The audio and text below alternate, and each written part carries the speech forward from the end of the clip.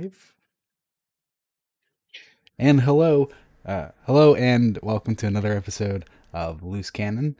And this week we are going to be talking about Season of the Lost and kind of our first impressions on it, and some other things because I'm sure you have some ideas as to where this season's going to go, because we know what happens after this season, which is, this is the only time of the year that we know what the next season will be, whereas every other season it's like what's gonna happen next. Now we know it's Witch Queen. That's what happens next. Yeah. Yeah, it's good because we're all sitting here with the same goggles on going, oh, we see what's about to happen. We just don't know exactly how we're going to get there, Yeah. but we do have an idea.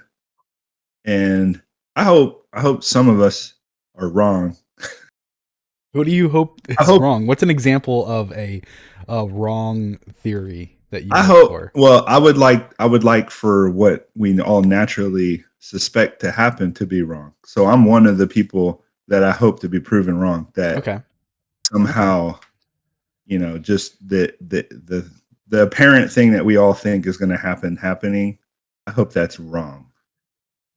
Because we haven't actually talked about what we individually think is going to happen, so I'm really interested to hear what you think is going to happen and see if it's the same.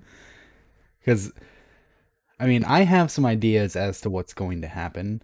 And talking with some clanmates last night, I read something that I haven't read for about a year now that kind of Oh, struck neat. me as like, oh, were they hinting at this all along? uh, So we'll get to Neat. that. Okay, cool. I'm excited. But so before we get to that, do you want to do the lore card? Yeah, we'll do the lore card. It ties into it well. As I mean, it's kind of, yeah, related, I guess. Okay, Well, it's so all related. Everything's related. But yeah, yeah. no, this one was pretty wild. I gotta admit, I was kind of like, I did a dive on it, thinking, okay, well, there's got to be like a broad explanation for this, So is this? Let me and ask you: is this a ghost shell in the game already? it Because is usually if it you, would have to be. yeah. So if you bought the collector's edition, this is attainable right now. The Or if you collector's bought edition? the, or not just the collector's edition, what is it? Digital Deluxe. Yes, Okay. I did not. I bought a codeless collector's edition because I like to spend 150 now and then 70 like 4 months from now. So it's not just a big batch of money. yeah, it makes sense. I bought the collector's edition, which didn't come with, or it came with a code, but it wasn't really a code. They told us later that's for PC, and then um You of didn't get to course I pick the bought. console? No, on Xbox, it's weird. However, it worked out. There was like a glitch or something where it kept Oh, saying, okay. like, it sent everybody an email for the game code, For like but the it Steam was for, code. yeah, Well, I and hope it they was get for like, sorted. yeah. Anyway, no, I bought the deluxe because I have 3 Xboxes in the house to worry about. So I've got me, my wife, and my son, and we're all playing. So That's nice that you all play together. yeah, it sucks money wise. Your Hmm. wallet goes flying out your pocket every time there's an expansion or DLC or game. Hmm. Hmm. Luckily, I only really play Halo and Destiny, so That's how you do it. You yeah, play two games and you don't worry. Oh, this one's coming out. I don't care. I don't It's care. not one of the Yeah, two. I don't have time for it anyway. I mean, it sucks so much time playing Destiny, and then when Halo comes out, it's like, what else is there time Hmm. for? Hmm. I mean, anyway. So if you bought the deluxe or the 30th anniversary version, Yeah. whatever you If you bought, and pre-ordered Witch Queen, there you you go. have access to this ghost. Yeah, it's really cool looking too. It is. That's why I So was asking, because I kind of want it. yeah, so at first I thought, okay, well, this is some Hivey Hive stuff, right? Hmm. Hmm.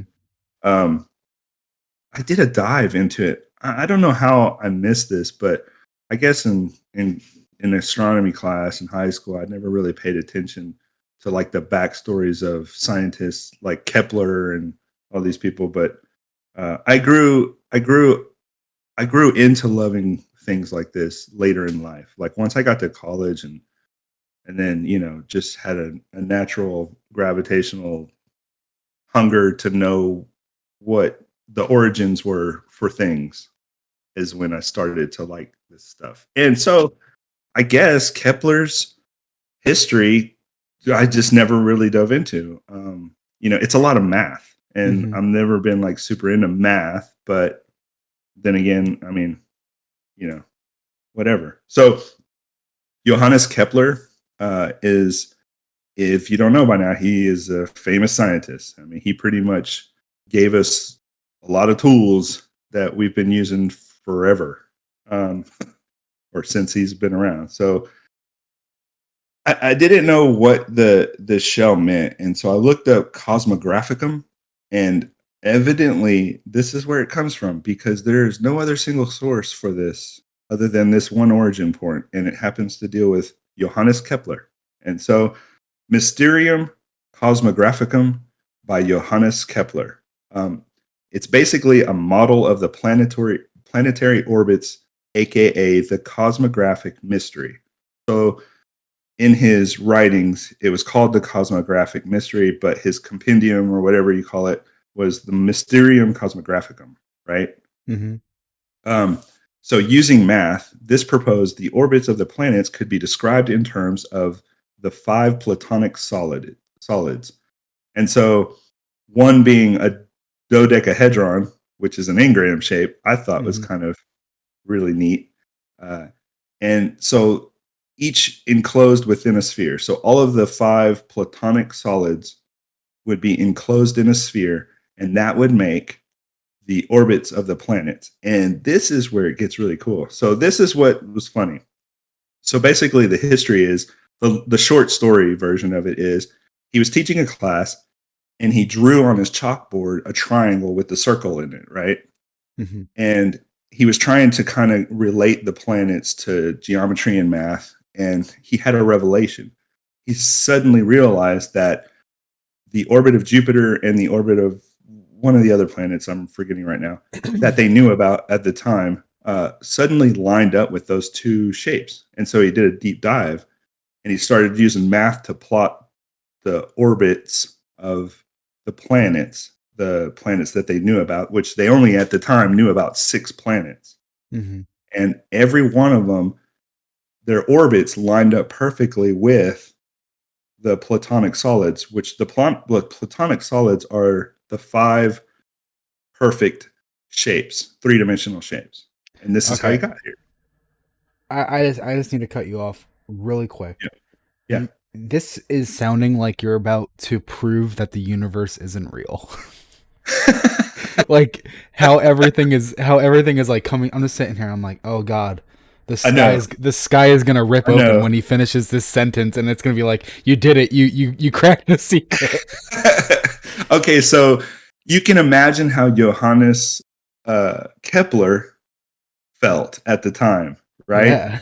So he had this epiphany, this revelation, this sudden like light came shining down on him from the heavens with because he was a scientist of math, and suddenly he realized everything that he had worked with lined up with the planets. Okay, so here we go. So Kepler proposed that the orbits of the planets could be described in terms of the five Platonic solids, each enclosed within a sphere. The outer one represented the orbit of Saturn. He was wrong, but as a result, he invented the three laws of planetary motion, which is still used today. So here's where it's cool because he, all of this seems so correct in his mind and everything that he had done to work up this model, this cosmographicum, um, that it made so much sense. It made too much sense, right? The hole in the sky was going to open up. Hmm. However, uh, this phenomena that he was experiencing, which a lot of us do it, even in lore, we all do it, is that it's called the Gettier problem. Hmm. It's where essentially your belief is flawed, but somehow the path you took to pursue the knowledge ended up leading you to the correct place anyway. Right? Yeah. So, as a result of him being so completely wrong, he still was able to write the three laws of planetary motion, which we know are perfectly correct, and we use it in all the time. Uh-huh. This is something that he figured out way back when, years before we had proof for it, which is just insane, to think that he was right about this one thing, but completely wrong about this other. Anyway, so Kepler was right within the observational limits of his time, but later he abandoned this theory when some of the math didn't check out and they figured out other planets and stars and blah blah blah.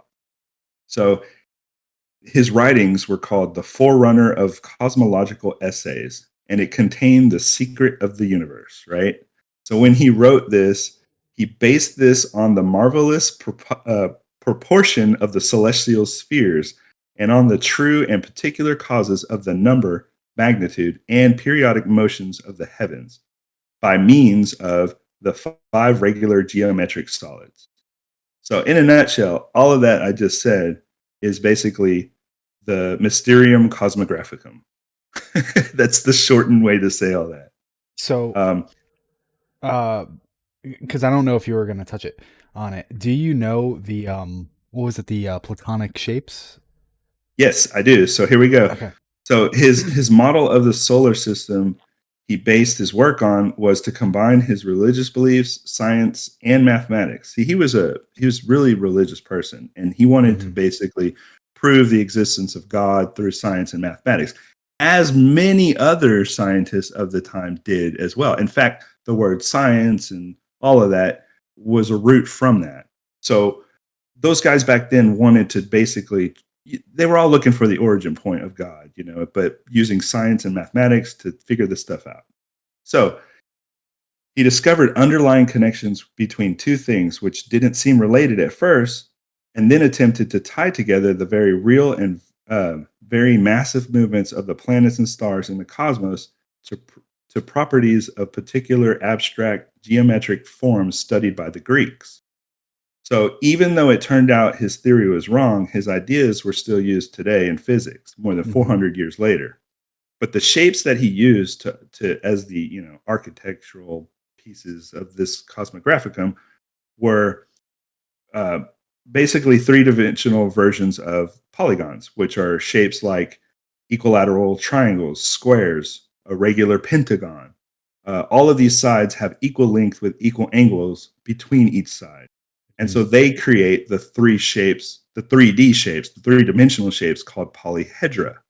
So perfect polygons make perfect polyhedra. And one of the polyhedra is an engram shape, a dodecahedron. Hmm. Um, However, the perfect three-dimensional shapes, there are only five, by the way: the tetrahedron, the hexahedron, which is a cube, octahedron, a dodecahedron, which is an engram, and an icosahedron. I always say that one wrong. But anyway, these are known as the platonic solids, right? These are the building blocks for geometry, So, what are the three perfect dimensional. shapes that make those? Is it just like well, is one of them a sphere? Because they're within a sphere. Well, a sphere is considered to be perfect, in its own. So, like a Okay. sphere is a sphere, right? Okay. These shapes, when compared to the orbits of the five planets they knew about at the time, meant everything matched up perfectly and thus led Kepler to believe in a perfect universe. The fact that there are only five of was, a crucial part of the allure of the Mysterium Cosmographicum, and that's why it exploded, like it's his revelation, whatever. Hmm. Uh, Kepler deduced that there were only six known planets at the time: Mercury, Venus, Earth, Mars, Jupiter, and Saturn. Eh? And Kepler realized that if you nested within each other a three-dimensional shape, it, it gave them the size of the sphere that matched almost exactly with the sizes of the orbits of the planet. So he, made a real three-dimensional object, which is this Mysterium Cosmographicum. And if you look at Hmm. it, it's pretty crazy. So I got some pictures in here if you wanted to look at them in the thread down at the bottom of the tweet. Uh, yeah. Let me, Yeah, because yeah, yeah. I just pull the image. I didn't actually go all the way through. No worries. the So thread. if you Let look me. at the ghost shell, you can see it's got its shape, which is after you see the mysterious or Mysterium Cosmographicum, it's a reverse of it's the opposite. Okay. So yeah, we have the ghost shell up here, the Okay, sphere inside the cube, and then it's also inside a flat pentagon. there you go.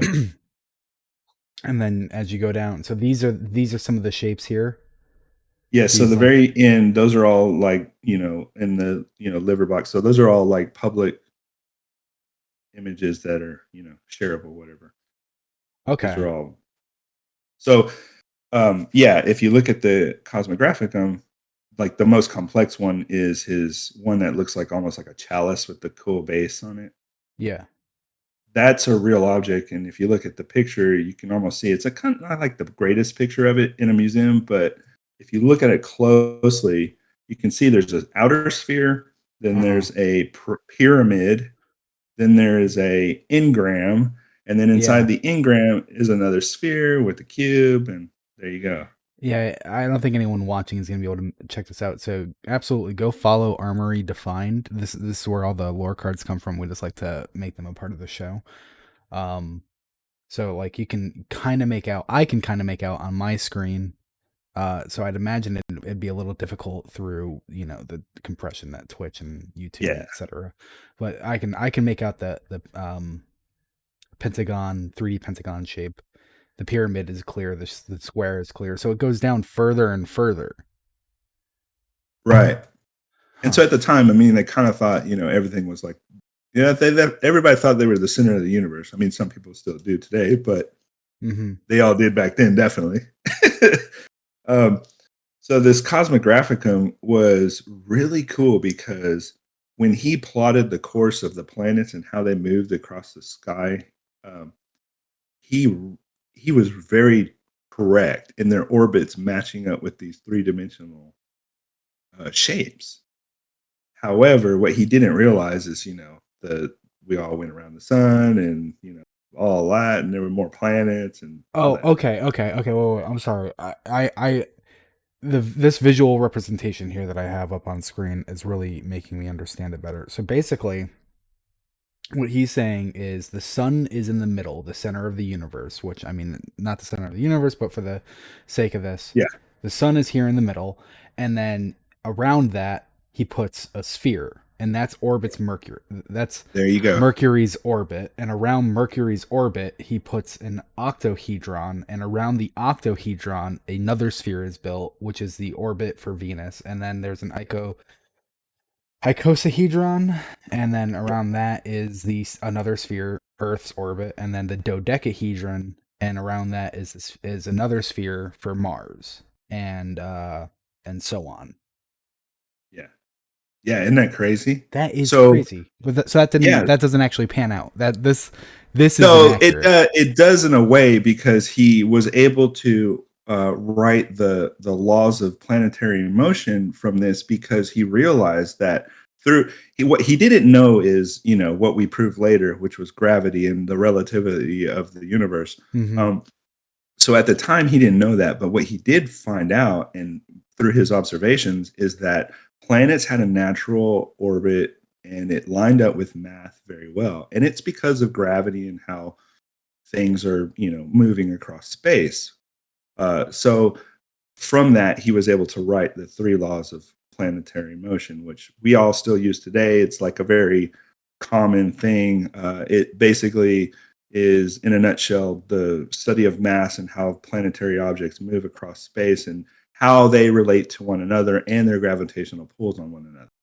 Right? So so I'm sorry to cut you off. Yeah. Because I just realized something. So looking at the ghost shell with that in mind, knowing that there's spheres within spheres around these shapes, and then it's a shape with a sphere around it, and then Yep. a shape around that sphere. So we have the ghost shell, and then around the ghost shell is the cube, Right. and the cube is the outermost layer on this image Yeah. and this image as well, but not on this image. It's not always the outermost layer, but Right. sometimes it is. and then you look at the outer of that, which is a pentagon, which is like one side of a dodecahedron.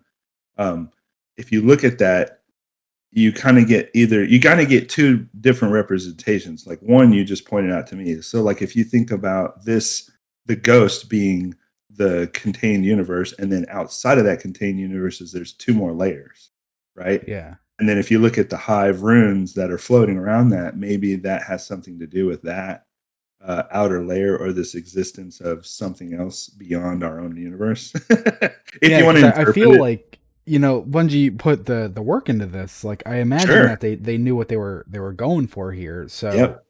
the So cube what's around the really ghost, Yeah, so what's really cool about that is when you read the flavor text, it for says ghosts who for seek greater ghosts, truths. yeah, for ghosts who seek greater truths. So greater than what you're looking at, basically, the sphere of the ghost. So outside of that would be greater truths, which are the hive runes. Somehow Hmm. it's just like a funny dig, right? Like the hive kind of saying, well, there's more to this than what you see, in your small, feeble universe mind, whatever. Okay. So then so what I was kind of drawing the conclusion to is, with this in mind, each sphere is another planet's orbit. So then you can assume that the orbit, the furthest orbit being shown, is like a tease for where Witch Queen would take place. But like you said, the Hive runes, if these are supposed to represent the furthest orbit out, then the it's not even a tease, because we already know it's Seventh Throne World. We're going to a hive space, a hive realm. Ah, yeah.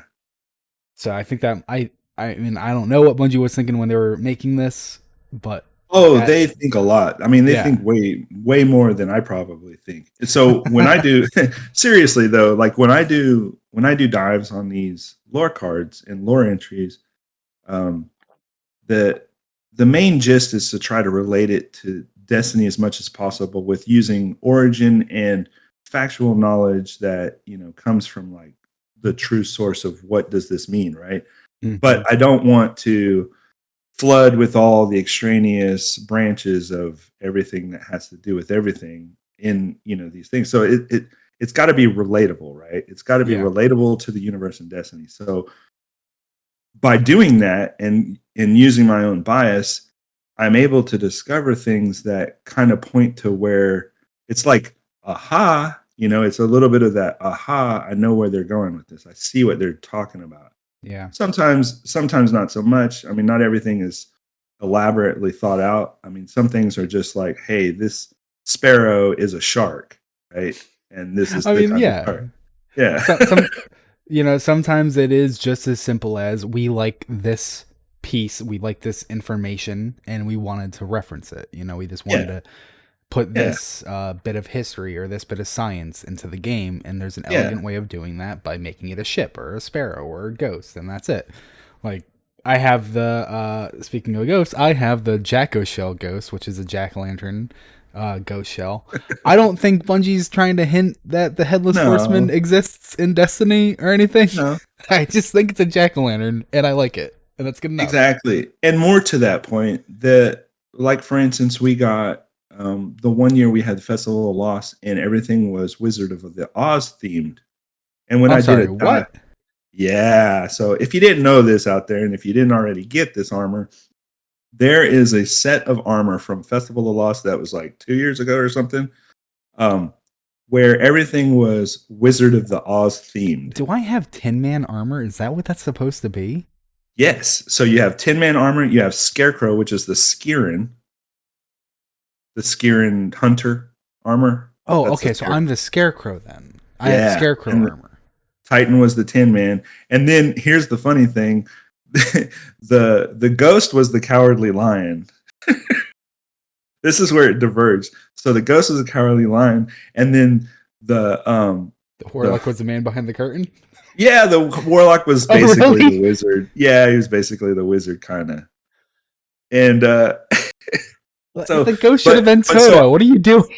I thought that too, right? So I thought that too. But what I realized was they weren't referencing the cinematics. They were Oh, referencing all of the books because when you read the lore entries or the flavor text on the cards, it actually is not the first book only. It's like three books further where the TikTok man, whatever his name was, shows up in the the world of TikTok Wizard of. man. Yeah, dude. Wizard of Oz had like five books or four books or something. And it Okay, was, well, yeah, it was crazy. So there's all these other characters, and they've referenced like three or four of the other ones outside of the movie. I have to save this for a show next month, and we'll go into like a Festival of the Lost, Hey, that would be cool. Yeah. all the Well, little Easter eggs that they put in Festival of the Lost like that. that's a teaser for that one. But yeah, and Yeah. then like ones like last year, I think we got, didn't we just get the wolf and Yeah, stuff? last year was the first year that they started doing monsters. Yeah. The year before that they did skeletons, and it was like That's everyone right. had a different skeleton, and those are cool. People really like those. Last year we had the wolf, the Frankenstein, and the vampire. And Yeah. this coming year, instead of kaiju, we're getting dinosaurs. That was the vote. It was either kaiju or dinosaurs, and people voted dinosaurs. Which is still cool. Yeah, I I mean like both were really cool. I think I'm like in terms of that vote, I think I was like 60-40 leaning dinosaurs, where it's like these are both still concept. So what the final result would have been can be tweaked a little what bit, and that what final was fun result could tip me, but we'll never know. what was funny for me is I'm a hunter, Hmm. so either way was a win because Yeah. you Yeah. Godzilla Yeah. or yeah, dinosaurs, which Godzilla is a kaiju, but yeah, come on, everybody, we know it's like kind of a dinosaur. Yeah. Yeah. Yeah. Radioactive lizards, man. That's all Yeah, dinosaurs are. yeah, Not birds. There's not a single feather on the on the dinosaurs. but there were. Yeah. That's what's even crazier. Cool. All right. Anyway, You want to there get goes into that. the So season? yeah, yeah, let's do it. Okay. I wasn't sure if I was cutting you off there. No, no, no, no. The Mysterium Cosmographicum. That's a wild one. Like, Yeah, if you ever that's want a to really interesting one. research it, there's actually some really good stories about how Kepler ended up coming to that revelation, and like it's really neat. It's really neat if for the simple fact that you can understand the Gettier problem, which is this idea of being completely wrong but coming up with the right answer all along. It's like what we're experiencing right now, right? Hmm. We all know Savathun is out there and she's We're coming. making some wrong assumptions. So that's what I'm hoping Yeah. is that we're completely wrong and this is a Gettier problem for us. Hmm. But we're right about how we're going to get there. We're just wrong in how we thinking. Yeah. I keep looking at. I'll put it back up on the screen for a quick second. I keep looking at this one of the Kepler thing. It's the nice metal with the glass cube, and then the metal, and Yeah. then the glass pyramid, and everything. I I just look at that and I'm like, man, it'd be really cool to like have one of those. It's like it's somewhere in my house, and people be like, oh, what is this? And I'll be like, you know, I have no idea. It's really complicated. It's the universe somehow. I forget. Don't ask me. Somehow, It was yeah. expensive. Somebody explained it to me once, Yeah, but I thought it I was don't really know. cool. I hyper fixated on it. I blew a grand, and well, I'm not There it throwing this is. away now. Uh, Okay, so we are. What is it? Week three currently. Week three in season of yeah, the Lost. yeah, Uh, so quick recap of the major events of season of the Lost is we go to the reef, the Dreaming City. Mara has been saved from wherever she was trapped before. I guess she was trapped in the ley lines, and Osiris is with her, and everyone's like, Osiris, what the fuck? That was pretty shady what you did back at the last city. And he does a little finger thing, and it was like, that's not Osiris. That is not Osiris. And he Savathun rips out of his body, and we don't actually see that process. So we still haven't seen in-game Savathun yet, and she goes into this chrysalis cocoon actually yeah. that Mara Sov somehow put her in. She has cocooning powers, I guess. Yeah. And Mara reveals to us how Savathun is on the run from Zivu, who is being instructed to hunt Savathun by a higher power. And Mara is trusting Savathun, thinking that we can get the upper hand on her. Remove her worm, she's no longer immortal. Kill Savathun, Savathun's out of the game.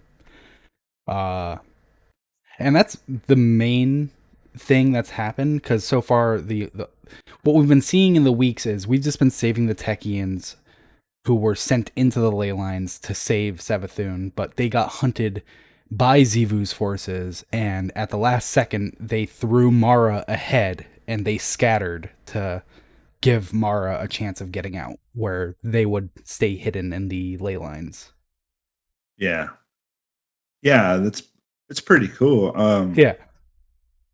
I didn't realize something at first. I What didn't didn't you realize? I didn't realize that like I guess I watched the cutscene and I glossed over it. The whole chrysalis Mm-hmm. the Yeah, the yeah. So the cocoon Savathun chrysalis. reveals herself, and Saint instead of seeing Savathun, you see Saint 14 like screaming no, no, no, and then it Yeah. cuts to Mara, and she turns around and she like puts up her hands, and then you see So, Savathun, and she's in this chrysalis, but the mission is called Cocoon, which is why I call yeah. it Cocoon, and of course it's called Cocoon because it's all a reference to hive moth people. Moths. Yeah.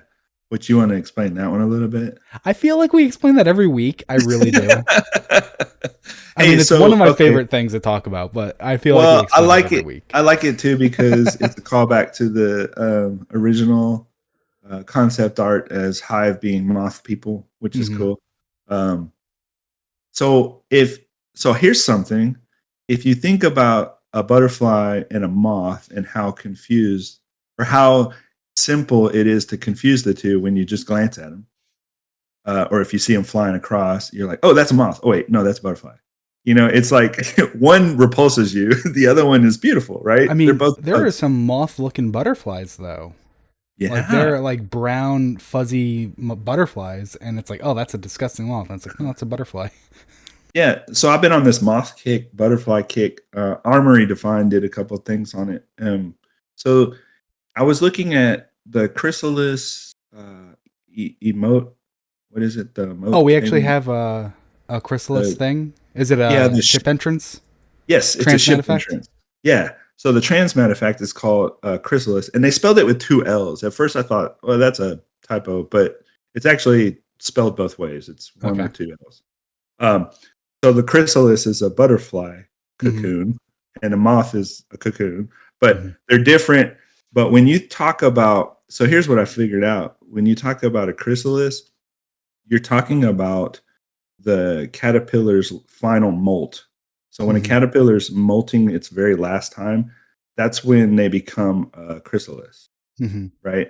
But the pupa is actually a butterfly and a moth. So butterflies and moths are called pupa, and they have a pupa shape. And the pupa is what is inside the chrysalis or the cocoon. And so they're both called pupa, which is Hmm. it means doll in Latin or whatever. It's weird. Totally. Anyway, yeah, I know. So you got this like branch that separates the two basically right there. So anyway, chrysalis. So I thought, why chrysalis? Why is the guardian coming down as a chrysalis? What does that have to do with it? And then I looked at the transmat effect and the color of it and the shape. It looks exactly like a monarch butterfly's chrysalis, which I Oh, didn't really? realize that a monarch butterfly's chrysalis was the exact same colors as basically everything in the Dreaming City. What? The purple with the marbleized, weird striations that go through it. There is a monarch butterfly that has a chrysalis that is basically that beautiful purple with the cool shapes. And No, it's just to it's take just it, green. yeah. So you're only seeing it one way. There is look on Armory to find. You'll see. I think it's like the second to last, but I put a picture of it on there. Yeah, I'll find it. I'll find it. And You keep talking. yeah, so anyway, Oh, what it's the fuck? yeah, so it's their chrysalis. Chrysalis means like gold in, you know, like it's Latin origin, word origin, whatever. It means gold because the original colors of the chrysalis were like a brownish gold color, and people thought, "Oh, that looks like gold." So it must be, let's call it gold. So anyway, um, I was looking at all these different chrysalis, and there's like really cool green metallic ones, really shiny gold metallic ones. This is a butterfly, and it looks like metal. Like it looks like metal. Yeah. And then I looked at the monarch butterfly in one particular stage of its chrysalis. It's flat out purple with these cool, beautiful metallic striations that go through it, just like all of the marble stonework that's all in the throne worlds, or Yeah. the not throne world, but the dreaming cities.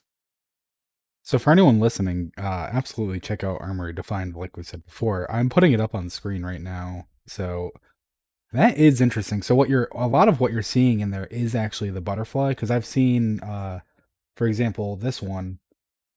Don't mean to open that. This one where the chrysalis gets more and more dark and clear, Uh, but the one that you found is really impressive because it is like exactly the color scheme of the Dreaming City. yeah, I just thought that was really weird. So I don't know if that was intentional or not, but it definitely lined up. And I, there's like famous photographers try to capture these moments, and some, not all butterflies do it. Not even all of the same exact butterflies will do it, Hmm. but every now and then you get like this golden opportunity for photographers to take this particular point at their chrysalis moment where they look so metallic, or they look so much like translucent marble stone. That one looks like to me. Anyway, just thought that was really neat. And so to say chrysalis, and then to think about Mara's throne, or Mara's dreaming city, and then you think about that as the opposite of what a moth would do, which would be a cocoon. And if you think about Savathun and the Mara, you think about the two queens kind of having this back and forth tug of war right now. You think about Mara as maybe representing the butterfly, and then Savathun maybe representing the moth. Hmm. So that's something that I was kind of relating to the current season, and I was thinking like, well, they're obviously putting these things in the game for us to as clues, like a little bit of hint. And there's some other things that popped up as far as weapon and armory that had to do with, um, you know, moths and butterflies and insects and how they molt Hmm. and change and cocoon and chrysalis. So anyway, thought it was really weird. Yeah, but so yeah, Savathun is currently in her cocoon, and every week we go to talk to her. And this week we actually had probably one of the bigger story developments with Crow having like a fight with Petra, not being allowed to talk to Savathun. Yeah, And so that is kind of the basis of where I think this season is going. So everyone has been warming up to Crow, or I mean, generally everyone's been warming up to Crow. They understand he's a different person, and they probably read his lore book, which showed like he was revived and just like killed by all these random guardians. He has no idea why. He's held accountable for his past life, but no other guardian is. And everyone's always like saying it doesn't matter who you were before, that's not who you are now, and stuff like this, yeah, except for Crow. So he's like in a really unique position. And before he even met us, he'd met Osiris, and Osiris was like the person who like was pushing him to us and knowingly getting him into the city, like that was all part of the plan, except it wasn't Osiris, it was Savathun the entire time. And that obviously makes a lot of like complex emotions for Crow, where one of his first friends turned out not to be who they said they were. And part of him, he's even said, part of him feels he owes something to Savathun. And in this week, he talks about how he wants to know what Savathun said to him as Osiris, if it was true or if it was just like using him to get something. And it's a really dangerous position because Mara and Petra are holding him off from speaking to Savathun because they believe that Crow can be manipulated by her as he was when he was Aldrin. Sure, Yeah, Riven played a big part of that, but I mean, obviously it was all on the instruction of Savathun, who at the time controlled Riven. yeah, So I see where Mara and Petra are coming from, but it's like there has to be a better way to do this because all you're doing is saying, you can't talk to her, you can't talk to her. And he's saying, why not? Like, why are you not letting me? Why are you holding me accountable for my past life? Why is every guardian holding me accountable for my past life? I deserve to speak to the person who's been who was my first friend. right. And, I think he's going to at the end of the season, nearing the end of the season, I think he's going to like sneak in or whatever the hell he's going to do. And It's pretty because of crafty. his actions, something's going to go wrong. Yeah. Well, he's proven that he can do stuff like that in the past with Crow. I mean, with Spider and getting all of his loot into the tower without Yeah. him even knowing about it. So he is crafty, just like you said. Like he has an innate ability to be able to be sneaky if he needs to. Yeah. Um, so like his character now is thought of as inherently good because he's doing things in a way that's like compassionate. Hmm. He's thinking of other people, and he's feeling persecuted for stuff that he doesn't feel like he even did because he's not, you know, he's not Aldrin No. Pro, and but so like people just see his face and think of him as Aldrin, Aldrin, hungers for power type of thing. So when people see Aldrin and they take out their frustrations on him, he's just like, why do I have to be the point of your whatever angst?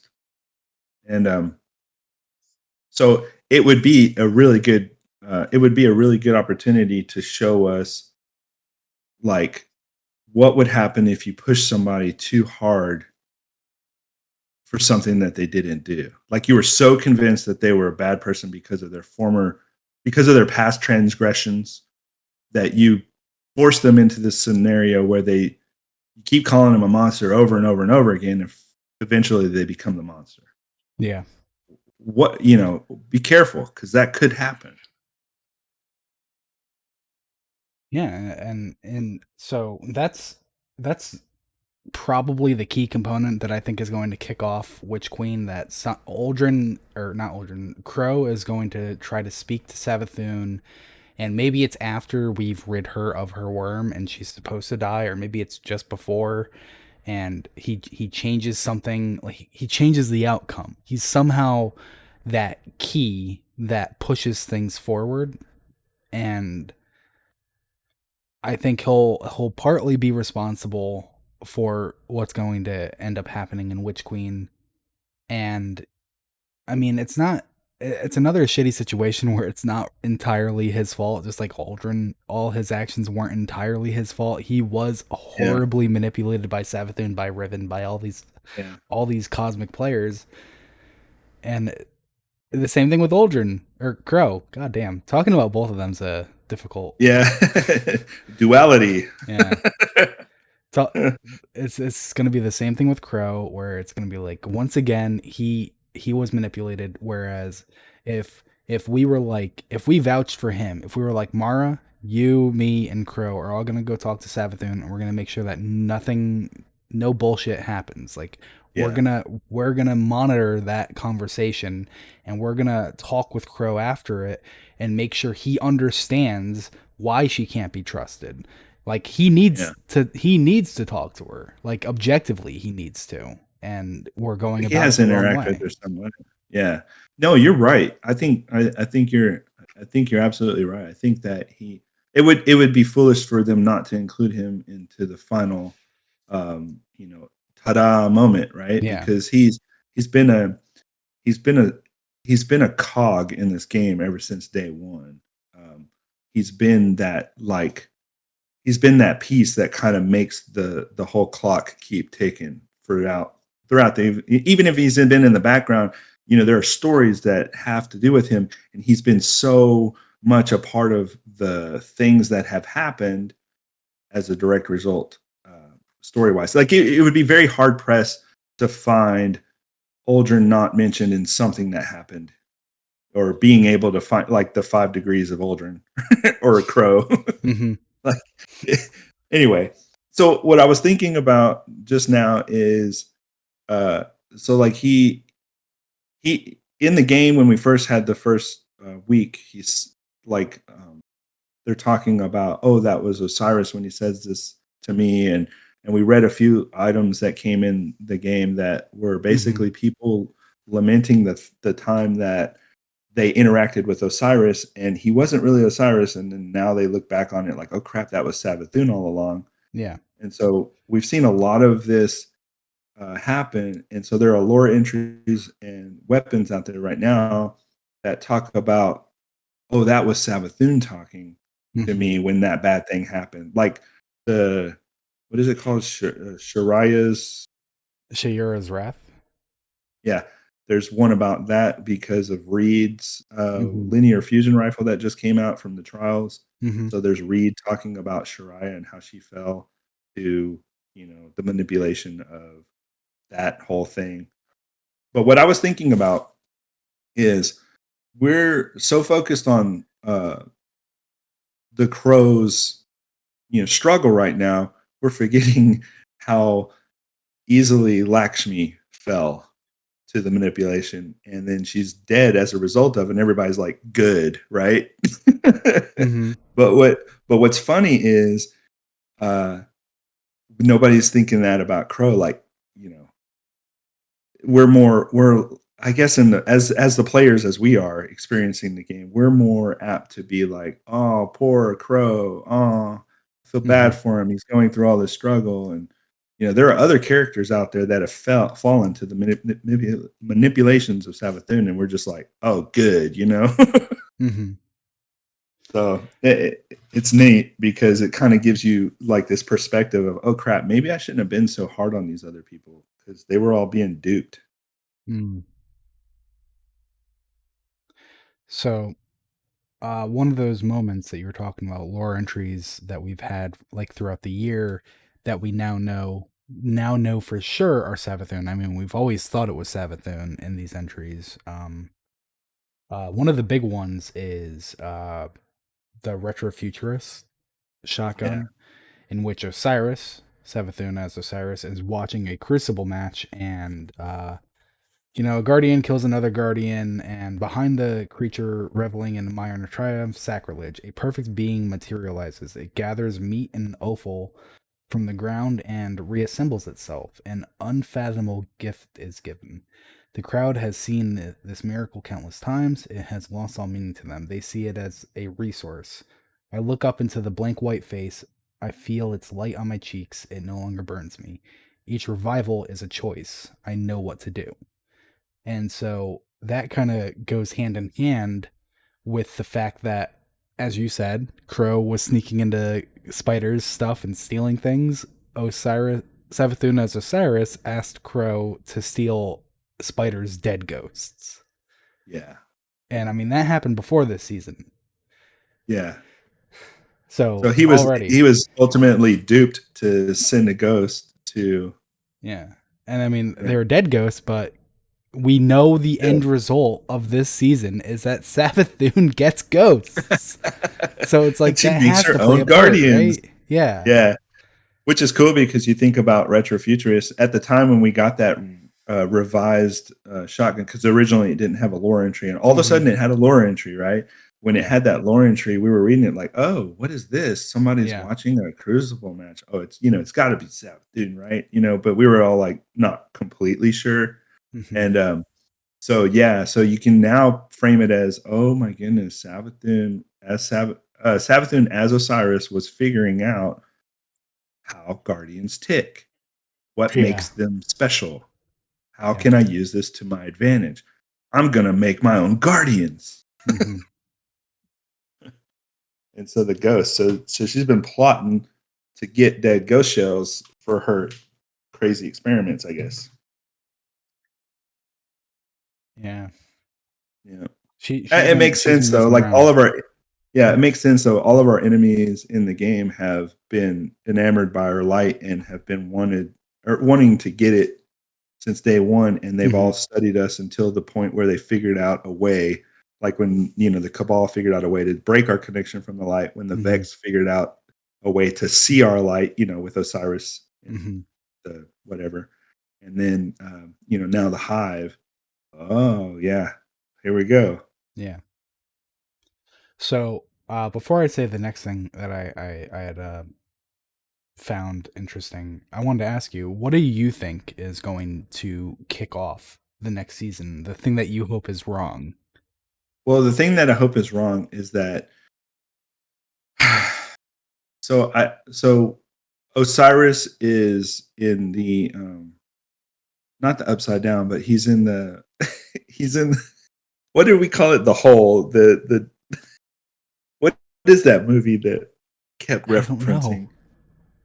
Um, the movie where he's sitting in the couch in the chair, and then all of a sudden, oh, the sunken place. The sunken place. I don't Yeah. know what So movie this Sabbath. is. Okay, so Savathun has taken over Osiris's, Osiris by putting him in the sunken place. Like, Okay. there's a lore entry where Osiris is describing Saint 14 talking to him, but it's actually Savathun who's Yeah. got him stuck way down in the sunken place. Yeah. So Okay. anyway, yeah, so everybody, well, I don't say everybody. I don't include everybody in my own craziness, but I thought, or I think that Osiris is still alive, and that even though Savathun, shredded him apart to become Savathun, in her molting or whatever, somehow there's a piece of him out there that's still alive, and that Savathun is a direct result of that molting of Osiris, and the light comes from, like you had mentioned, the ghost Hmm. that the crow gave to her. And so the light that she's using to bring her final shape, or her new shape, her newest shape, is from Osiris's light. Hmm. So that's the thing that makes me believe is going to happen. Like Savathun's using the shreds of Osiris to become, Queen Savathun of the throne So, world or whatever. so you think she's gaining the light by like siphoning it from Osiris? Yeah, somehow. Okay. So then you hope that's wrong. I hope that's wrong. I have something that I Got it. think might help you believe it's wrong. Okay. So last night, clanmate was asking, uh, I forgot what they were asking about actually. Something about the traveler, and just because of the way it goes, just like I am here, I can't stay on the topic of the question. They ask me, why are the cabal? And then I'm like, let me tell you about exos for a second. And so I mentioned how the traveler wasn't exactly happy with what Clovis had done in creating the exos. So just a quick recap.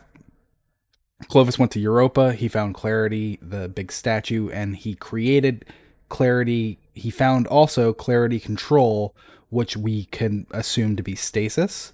And then when taking Vex Radiolarian fluid and passing it through Clarity Control, it changes it to what he calls the Alkahest. And the Alkahest is needed to actually transfer a human consciousness into the robot body. Otherwise, they're too robotic. The brain is too robotic. You need the Right. alkahest to give it like humanity, effectively, like bullshit science fiction logic, right? Sure. uh so he's using darkness to make exos, and not only is he using darkness to make exos, but he's been a douche his entire life. So So when you look in Clovis Bray's logbook, and if you're on Ishtar, it's the missing pages because they don't actually have the first half; they have the second half that was part of the ARG, and that's where this Yeah, is. So it's in the section called Note Third Vision. This is after he was dead and he had a third vision while being dead. And to kind of summarize what is going on in this vision, he was with Clovis II's mother. She was a wolf, and one of her eyes was a star. He was also a wolf, and he knew that he was the alpha, but the false alpha, because there's actually no such thing as alpha wolves. There's just parents, yeah, and so mom and dad and their cubs. Those are the alphas, the mom and dad. But he wasn't an alpha because he was a false parent. He wasn't a yeah, true parent like his wife. And he wasn't a true parent because he savaged his kids. I savaged our cubs. I had killed little Clovis too. I had killed Alton and Wilhelmina and Anastasia. I had killed Elizabeth. I whined in dismay. The alpha wolf stared at me with one sad eye and one bright eye and dimmed and grew with the exact flux of a variable star. What did I do? I asked her. Why did I do this? And so, alpha she wolf is a term that has actually been attributed to the traveler since like the inception of Destiny. When you look yeah, into the yeah, dreams of Alpha Lupi, yeah. she wolf, Alpha Lupi, these are the dreams of the traveler and their feelings in the moments of the collapse. When you look at I think it's Ghost Fragment Traveler 2, it's Dreams of Alpha Lupi where the traveler decides enough running. The darkness is coming and this time I'm staying and I'm fighting. And so uh he asks her. So now it's kind of like saying this vision isn't a vision given to him from clarity. It's a vision given to him from the traveler, which we have also had. So it's you don't have to be a speaker to get visions from the traveler, but it seems like speakers have a much easier time receiving said visions. Right. And Get tuned into that frequency somehow. yeah, exactly. And so she lay her head down in the bloody snow and looked up at me. She seemed wary. She had seen this happen many times before. She had seen many of her pups murdered by wolves like me. The voice of Clovis II's mother came from her jaws. You did the same thing someone always does. You saw that there was plenty and gathered it for yourself, to make yourself one above all others. And when others threatened your plenty, you struck them down to keep your own station. You grow the enemy in my garden and eat its bitter fruit. Each time I hope it will be different. Each time I lose a little of myself as the bitter fruit blossoms. Now that fruit will flower in you and in all your people. I do not want it to happen. I want anything else, but the choice is not mine. And Mm. so right there, like we kind of have this like the traveler is looking down on Clovis for what he did using dark, being cruel, and all these other things. And then she created guardians, and now the guardians are using dark powers. And I'm would not be surprised if she's like, "What the fuck are you doing? Like, why Yeah. are you doing that? Like, that's not what Yeah. I wanted." But she has no choice, and it kind of made me think if Witch Queen is supposed to be surviving the truth, and the whole point of it, like as the trailer said, is that we're going into Savathun's throne world to figure out how she stole the light from us. What if she didn't? What if the light was given to her? Whoa. And but the choice is not mine because the traveler and the winnower, the gardener and the winnower exist in these ideals, and that's all they have. That's exactly what they are. They made a new rule and they are that new rule, but that doesn't mean that they can make new rule after new rule after new rule. They've already made their one new The rule rules. each. Yeah, so they have to stick with that rule, whether it be, Good or bad for your game. yeah, yeah, yeah, exactly. And so Savathun, what was it that the speaker said to Gaul? Courage, Uh, determination, sacrifice. So why don't you kill yourself? Sacrifice. That line. Yeah, yeah. Savathun kills herself this season. What if the traveler Neat. sees that and it's like you you did the thing. That's the rule. You get the light now. Okay, so that's cool because this motif or this construct of sacrifice comes up in the game constantly. Mhm. It's even related to all of the planets. When you go way back to D1, there are specific armor pieces tied to each class. Hunter, Titan, blah blah blah, Mhm. and the planets. And it talks about how so and so gave their last full measure on Mars. Yeah. This piece of armor is basically that, and then so and so gave their last full measure on Venus, and so Mhm. and so. Mhm. And so, like the last full measure, when you look it up on Ishtar and you look up sacrifice, if you correlate those two, everything that has been done in like the name of the traveler, right? Or it has been like blessed by the traveler, whatever, has been this idea of sacrifice for the greater good, like this sacrifice, like thinking of, okay, laying your body down on the line for, you know, like the betterment thing, or for I don't know, for your people, for your race, for your humanity, for existence, to keep from going extinct, that type of thing. Mhm. And so I think that's neat if you correlate that to like, okay, well, if Savathun has to throw her Hail Mary and it be sacrifice, and then the traveler interprets that as, oh, like you said, she did the thing that Yeah. unlocks your ability. Here you go. Yeah. Like, what if the ghost is looking for the spark before they resurrect the guardian, and it was in fact the fact that they had sacrificed themselves somehow So like for the every guy, guardian standing is the person that someone who is had someone who had that sacrifice in their previous life. exactly. Yeah, that's been a long thought of mine from day one. Is like, what if the thing that the ghost is looking for is the sacrifice? Mhm. Remember, the crow sacrificed himself as Aldrin, even though it he was a considered a bad guy. He sacrificed himself for what? His sister. Yeah. So anyway, yeah, Yeah, no. So that's when I read that last night, it was like really late at night and I was just about to fall asleep and I was like, "Oh, fucking shit." Like, you know, and yeah, thinking back to the original flower game that the Winnow and the Gardener played, they had rules and that's what made the gardener mad. It was like, I'm sick of these rules. I want to make a yeah, new rule. yeah. But you, you can't just, it never, I never thought of it as I'm making a new rule and the rule is I can do whatever I want. Yeah. Or maybe that's how I always kind of thought of it, I mean to say. But when I No, read you're this last right. night, I was like, wait, that can't be a rule. Your rule can't be I can do whatever I want because then there's no game.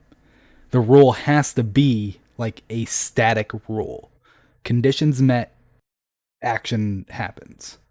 I didn't think about it until just now, but maybe that initial sacrifice was, remember, the gardener and the winnower. It was, uh, I'm going to put myself in the game. Yeah. That was the move. And now, if you put yourself in the game, now you're at your most vulnerable because you can be taken out, you can be annihilated, you can be Yeah.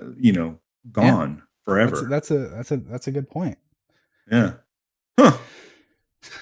So yeah, I think this season we're gonna see some not even tricks. I think Savathun is gonna be like completely genuine this season, and that's gonna be the trick. That she is being genuine this season. She is sacrificing herself this season. Whatever it is that's Wow. going to happen, and she's doing it for selfish reason, but she's being Yeah. genuine while doing it.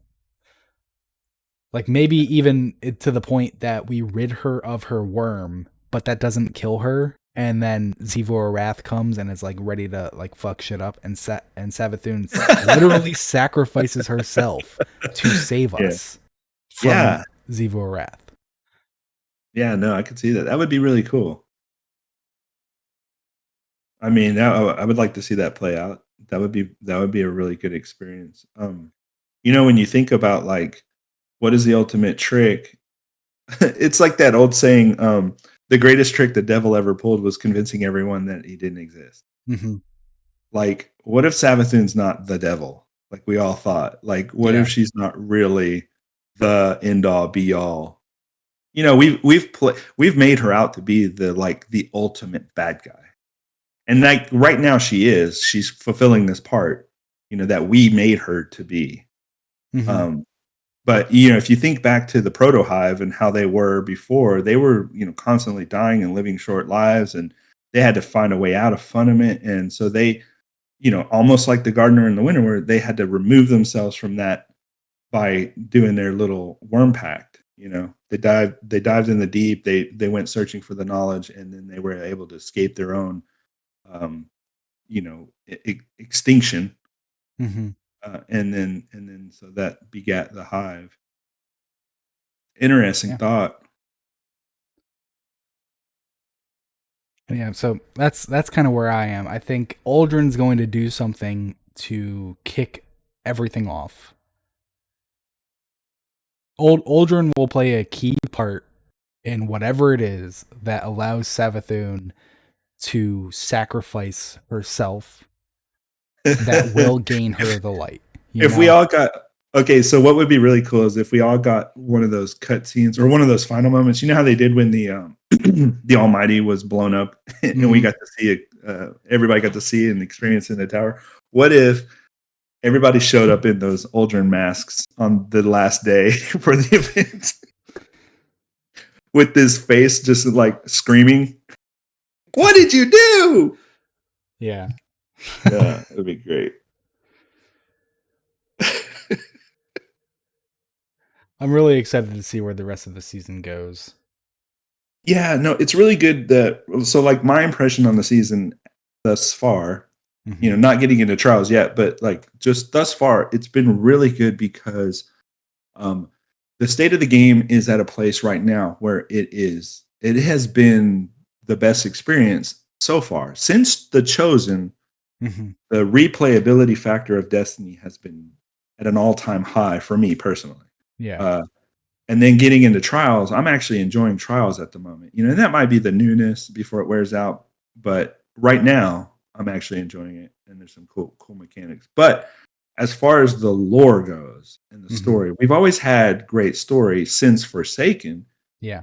There's a lot of stuff in Forsaken that I wish people would have paid more attention to, but I don't think the the popular people out there on social media were promoting it enough, because there was some really good stuff that happened way back then that they're just now realizing in this moment, holy crap, that was probably integral to the story or where we're at right now. Mhm. um, and so there was some good stuff back then, but right now everybody's conflating the lore as being the end all be all greatest it's ever been. Well, Yeah. it's been great since Forsaken, but what I'm liking right now is Bungie is really twisting the blade. They pierced us with the lore in Forsaken, but right now they're really twisting the blade in our side, and they're making us feel these gray feelings, Mhm. because it's not black and white. It's not good or bad. It's not about who's right or wrong. There's a lot of survival happening, and it just happens to be all of the people that exist in this universe of Destiny are all competing to survive, and they're all having these internal struggles met with these external forces and feelings that you genuinely attribute to like having a sense of compassion. It's almost like feeling bad for a serial killer, you know, at some levels of the game. It's almost feeling like good for a bad guy. Like if you think about Drifter, and sometimes you think, oh man, he's really funny. I like that guy. But, you know, why is he trying to eat petroleum bubblegum meat wads? It's like dude's eating everything. And so anyway, in a nutshell, it's really kind of putting everybody on these teetering edges of, how do I feel about this right now? Well, that's life. That's life. Some people have done some stupid things in their past. Some people have done some bad things. It doesn't necessarily define who they are. Some people Mhm. just were lucky enough not to get caught, and you never knew they did bad things. Or some people were just, so good that they ended up being bad people because they never had, those experiences. So, I mean, it's really good because like it just shows everyone that you can't just draw a line in the sand and just put everybody on one side. Yeah.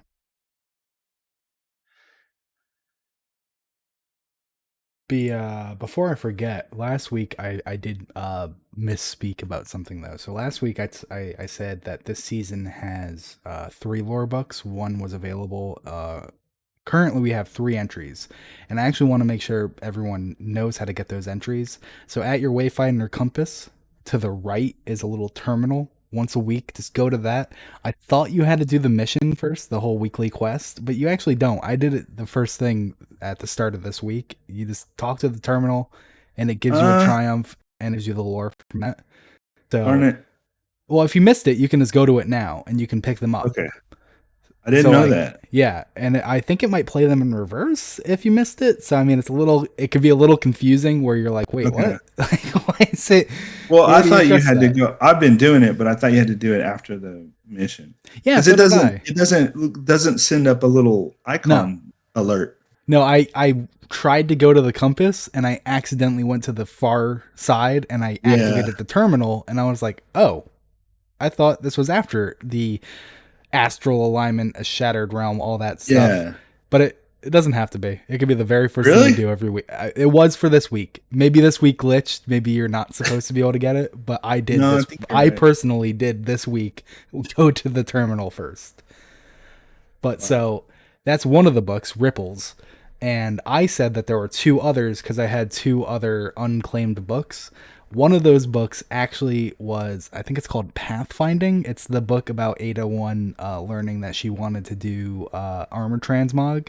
Oh I yeah, yeah. never claimed that book. Uh, So I finally claimed it this week, just clearing out my inventory and stuff. And I was like, oh, damn it. That's my yeah. bad. So there is one other book coming this season that we still don't know anything about. But I mean, there's so many secrets this season that I'm not too surprised that we haven't started to unlock that one yet. And Speaking maybe of they thought about it, because they're like long season. Let's lock this book behind like later things. speaking of Ada, there's some like because I forget his name right now. He's a brilliant writer and he's been a part of the lore. God dang it. Um, I'm gonna butcher this. Ada's lore book that you just brought up, that Hmm. was a good one because it kind of showed the duality of what um, the Weaver of the Cocoon storyline, whatever Oh, was. Achilles weaves a cocoon. Yeah, Achilles weaves a cocoon was feeling a lot of the same things that Ada One was feeling Hmm. originally. Okay, and so it's a good duality, and it plays on the two, showing how they felt they were useless and they repurposed themselves Yeah, by weaving. They both are weaving, right? So it's kind of like this duality of stories because that's an interesting point. Yeah. yeah, and so I thought that was really neat because Achilles is weaving cloth for his people, the fallen, and Ada felt useless because she's no longer, forge relatable. Um, so she had to repurpose herself into weaving cloth for the Guardians. Hmm. Um, anyway, the cloth that she's weaving came from the same source of the cloth that Achilles was using on Europa. Did it? Yeah, because when you play the game, you go to Europa to that cave to get the material needed for Ada to construct the whole weaving area. Oh, huh. Yeah, so I kind of missed that at first, but then I realized, oh, I see what they're saying. They're trying to correlate the two somewhat. Because in the lore, you're like, well, why is he weaving? What does that? What does that have to do? He's just making snuggies for his baby fallen. Well, I mean, But that's then, important. They were yeah, it gonna is freeze to death otherwise. exactly. So like, the material that Ada's weaving right now is made from those strands of the same type of idea, but using other materials, all found on Europa. I mean, goodness gracious, dude. That's So anyway, crazy. Yeah. yeah, I thought that was crazy. But so Ada is French by design, sorta, Hmm. because she has the French, Yeah. history and She's Adelaide Myron. yes, and God, I want his name so bad right now. What is his name? I always butcher Fenchurch. his name. Who? The Fenchurch. French the French writer at Bungie. Oh, Guy. Yes, Guy. Yes, Guy. Go follow him on Twitter if you can. He doesn't tweet a lot, but he's a very Yeah, he's great. smart. He's a very smart person. Uh, he's French, so some of his tweets might come a little bit out of like the normal cadence that you're used to every day. But anyway, he's responsible for a lot of the lore that happened in game that has these really cool French inspirational dealings, and some of the things that I've noticed in the game have French roots. You know, Hmm. like one of the weapons we got, which was Chrysura Melo. Well, Melo is French for song, Hmm. and we're dealing with Savathun, Savathun song. Chrysura is related to the etymology of insects. So I thought that was really neat because Mm. you think about Savathun as a moth lady, and then you think about like what do the insects have to do with this, and the cocoon, and then the weaving, and then it's all kind of tying together, right? Well, Yeah. there's Savathun's song. What does that entail? Who's listening to her song? What is happening in the city? People are walking around humming the song. Yeah.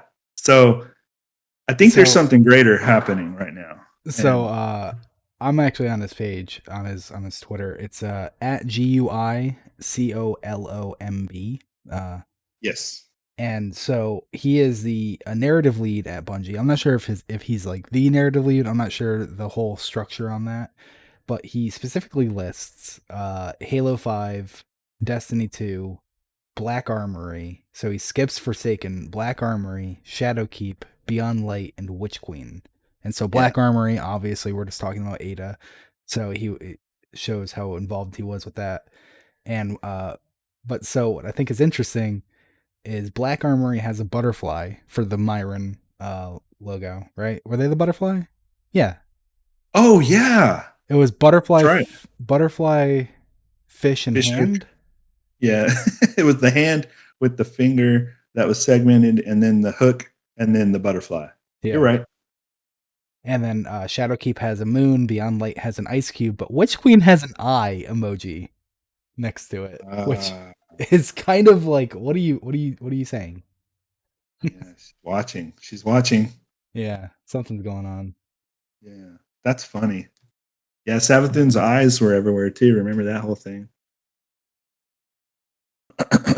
Hmm. Shoot the eye. And then you got to and then you got this whole thing. Then you got this monkey wrench in the game right now of why does Mara have an egg?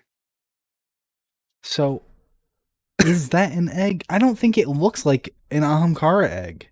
I mean, I would think it would I be. know I mean, Matt why said it did, and I've heard many people else say it did, but did you come to that conclusion yourself, or did you see I thought it Matt was say a it? I just thought it was a rock originally, but I think that it would make sense for I think it would make sense in some way or another that it would be an egg just because of the way they've been playing with the eggs for so long. Yeah. Like they keep it's like the word song, it's like the word eyes, it's like the word Hmm. egg, it's like the word it. It's like all of these words that they keep recycling over and over and over again and dropping it in the lore, even if it has nothing to do with the story that you're reading.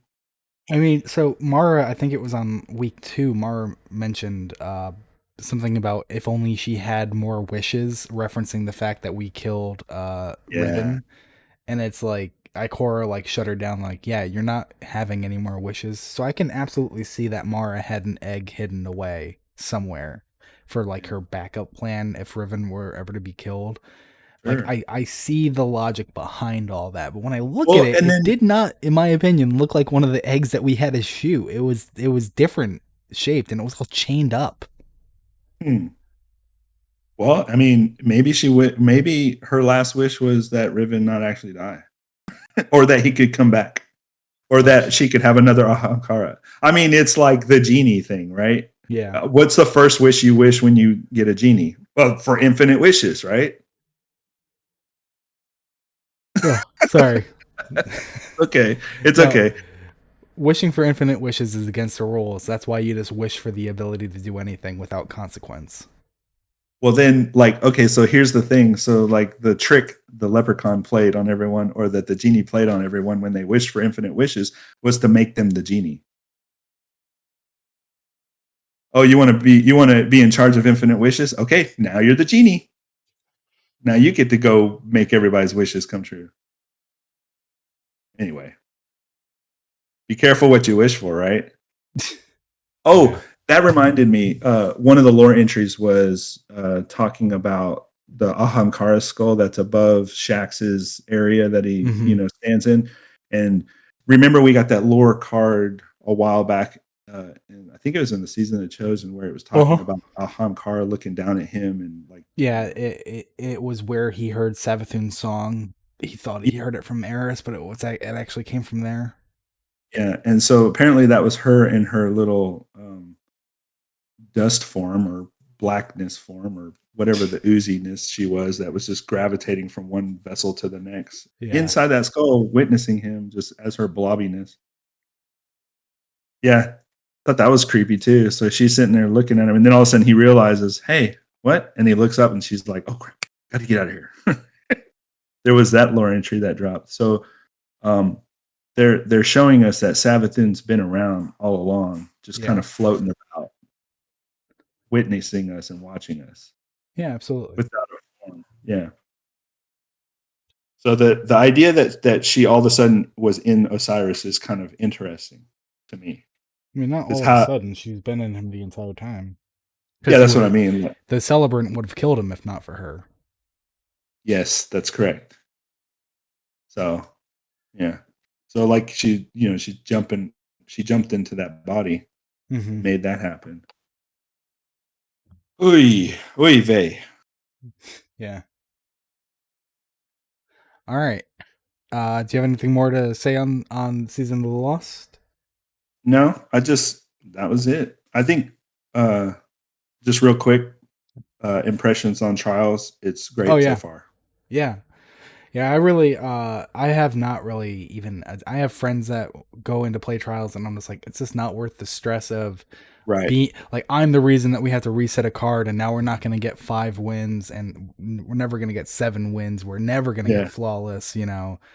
Uh, so it's like very just like I'm just not even gonna try. But now that it's jump in, who gives a shit? I'm like, all right, Yeah. yeah, I'm on It's board. great. My wife and I lost so many matches over the last few days, but we just keep the card going, and so like we're Hmm. at four wins right now, and the loot we're getting is really good. So there are these engrams you get that Hmm. just you can go get from Saint, but also stuff just drops. So like the more wins you get on your card, Hmm. you'll get like some good drops, and then like I think there's a weird dwell point before between 4 and 6, but other than that, it's been really good stuff Yeah. that has dropped.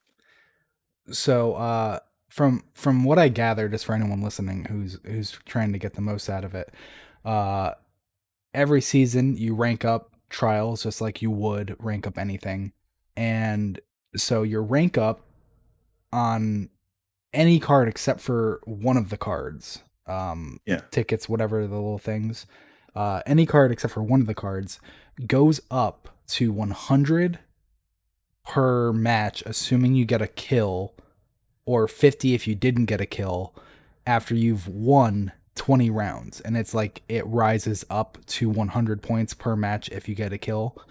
And yeah, so, what you want to do is you want to get a ticket with 7 wins as soon as possible, and then you reset that ticket for a passage of wealth, which gives you bonus rank at 3, 5, and 7 wins, and then you get that up to 7, and then you sit there because when you're at 7, each win after hitting 7 on your ticket, which will never go away because it's just not flawless, um, you have a chance at getting golf balls, enhancement prisms, or engrams. And I played 3 games before we started this. I won all 3 of those games, which was insane because I've never had that straight win before. I was like hours in, finally got a yeah, win. Hour in, finally got another win. But so I got 2 engrams, 2 golf balls, and 2 prisms. And that happens because you're at 7 wins on the ticket. But so like I'm not on a passage of wealth, but it's Sunday. I'm not going to waste my time trying to re-hit 7 wins. If you can hit that 7 wins on Friday evening, then like reset it. You have the whole keep it weekend going. to get your Yeah, rank up and shit, like that makes it yeah, worth it in the long run. That's going to be my strategy. going into next week. I'm just gonna try to hit 7 wins as fast as possible, and then reset it for a wealth.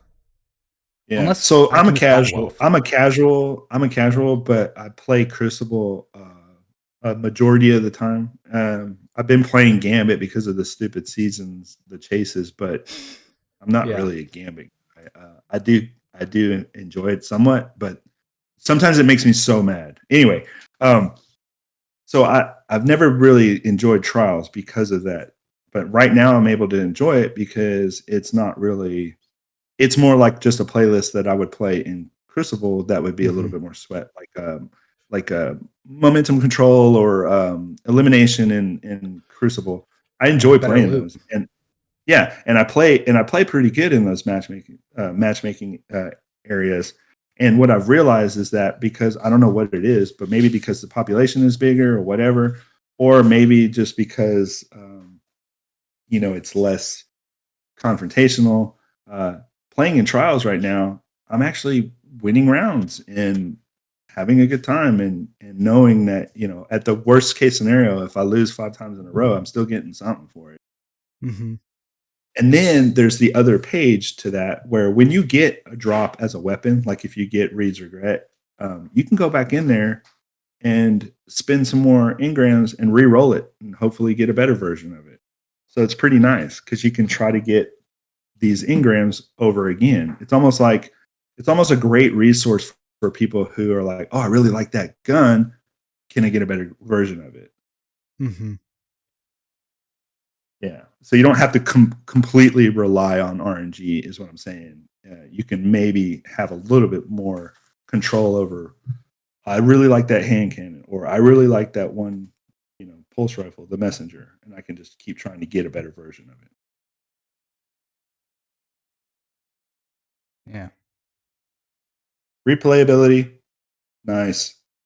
Yeah. No, I think it's a great change, and I'm excited to see what else they do. They've been making improvements to the game for years now. It's all coming together more and more and more and more. Yeah. And look, when they did that, nothing bad happened. Everybody was so worried that if you did all these things, all these changes to trials, it was just going to suck. And guess Yeah. what? It doesn't. So, meh. All right. So then, normally we would be back in 2 weeks, but I'm gonna be on vacation, so we're just gonna skip over that, and we're gonna come back as scheduled, which would put us into October 10th. Yep. And so we'll be back on October 10th, and that's so far away that we don't really know what we're gonna be talking about. Maybe some huge thing will happen over the weeks until then, and we'll just have to talk about that huge event. Yeah. But if you want to find more of us, you can follow at Loose Cannon Show, as it is spelled down there, uh, on Twitter. All we do is tweet about updates to the show. We don't bombard, so set us to notifications. And when we say that we got a show coming, we tweet that we have a show coming, and then we tweet like 15 minutes before the show that it's about to go live, and that's pretty much all it is. Yep. You can find us here. But if you want to listen to our past, we're everywhere you can listen to podcasts. So Yep. look us up. There's Also on probably the some Twitter, stuff we were right it's about. pinned on the link. It's a pinned tweet to a link tree with all of our locations where you can find us. And I went through and got a bunch of the popular like Google, Apple, Spotify, Stitcher, Podbean, the popular places to get it. Yep. So that is going to be it for this week. And bye everybody. Bye.